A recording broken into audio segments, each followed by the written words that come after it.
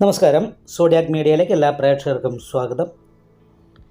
മീനശനി ഇടവവ്യാഴം 1200 കൊല്ലവർഷം മീനമാസം 30-ാം തീയതി ഞായറാഴ്ച ഉദയാദി 50 നാഴിക 20 വിനാഴികയ്ക്ക് ചോതി നക്ഷത്രവും കൃഷ്ണപക്ഷ പ്രതിപദ തിഥിയും പന്നിക്കരണവും വജ്രനാമ ചന്ദ്രാർക്ക യോഗവും കൂടിയ ദിവസം തുലാക്കൂറിൽ മകരലഗ്നത്തിൽ പൃഥ്വീഭൂതത്തിലാണ് ഈ വർഷത്തെ മേഷ വിഷു സംക്രമം വരുന്നത്.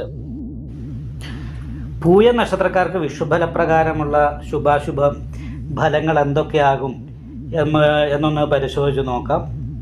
പൂയ നക്ഷത്രക്കാരെ സംബന്ധിച്ചിടത്തോളം ഈ വർഷത്തിൽ വരുമാനത്തിൻ്റെ കാര്യത്തിൽ കുറച്ച് പ്രശ്നം അനുഭവിക്കാൻ യോഗമുണ്ട്. കാരണം എന്താ വെച്ചിട്ടുണ്ടെങ്കിൽ എത്രയാണോ വരുമാനം ഉണ്ടാകുന്നത് അതിൻ്റെ ഇരട്ടി ചിലവ് വരുന്ന ഒരു വർഷമായിട്ടാണ് കാണുന്നത്. അപ്പോൾ അങ്ങനെ വരുമ്പോൾ ചിലവ് നിയന്ത്രിക്കാൻ പറ്റാതെ വരികയും അത് സാമ്പത്തിക പ്രതിസന്ധിയിലേക്കൊക്കെ പോകാനും ഭാവിയിൽ ഇടവരാൻ സാധ്യതയുണ്ട്. അതുകൊണ്ട് തന്നെ ശ്രദ്ധിച്ച് ലോണ് പോലെയുള്ള കാര്യങ്ങളൊക്കെ എടുത്തിട്ട് തിരിച്ചടവൊക്കെ മുടങ്ങി വലിയ പ്രശ്നങ്ങളിലേക്ക് പോകാതിരിക്കാനായിട്ട് പ്രത്യേകം ശ്രദ്ധിക്കണം. കഴിയുന്നത് ഈ വർഷത്തിൽ ലോണ് പോലെയുള്ള കാര്യങ്ങൾ ഒന്നും എടുക്കാതെ ഇരിക്കുന്നതായിരിക്കും നന്നാകുക. വരുമാനത്തിൽ വർധനവുണ്ട്, പക്ഷേ അതിൻ്റെ ഇരട്ടിയാണ് ചിലവ് കാണുന്നത്. അതാണ് മെയിനായിട്ടുള്ളൊരു പ്രശ്നം. അങ്ങനെയൊക്കെ ആണെങ്കിലും ഈ ശൂലശൽക്കങ്ങളിൽ അന്ത്യശൽക്കമാണ്. അന്ത്യശൽക്കമായത് കാരണം കൊണ്ട് തന്നെ ബഹുജനങ്ങളുടേതായിരിക്കുന്ന ബഹുമാനം അല്ലെങ്കിൽ 4 പേർ അറിയപ്പെടാനും കീർത്തി കേൾക്കാനും യോഗമുള്ള ഒരു വർഷമാണ്. അതുപോലെ തന്നെ ഗവൺമെൻറ്റിൽ നിന്ന് അനുകൂലമായിരിക്കുന്ന ഗുണഫലങ്ങൾ അനുഭവിക്കാനായിട്ട് സാധിക്കുന്നതാണ്. പല മേഖലയിലും പ്രവർത്തിയെടുക്കാനും മറ്റുള്ളവരുടെ ശ്രദ്ധ ആകർഷിക്കാനും ഒക്കെ യോഗമുള്ള ഒരു സമയമാണ്. അപ്പോൾ അത് കാരണം കൊണ്ട് പൊതുവേ ഗുണഫലമാണ് എന്ന് തന്നെ വിഷുഫലം കൊണ്ട് അനുകൂലമായിരിക്കുന്ന ഗുണങ്ങൾ തന്നെയാണ് പറയേണ്ടത്.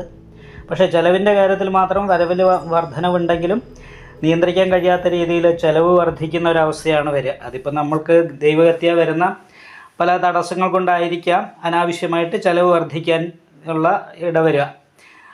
എന്നാൽ വരുമാനത്തിൽ കുറവുണ്ടോ എന്ന് ചോദിച്ചാൽ വരുമാനത്തിൽ കുറവില്ലാത്തത് കാരണം കൊണ്ട് കാര്യങ്ങൾ ഭംഗിയായിട്ട് തന്നെ നടക്കുന്നു.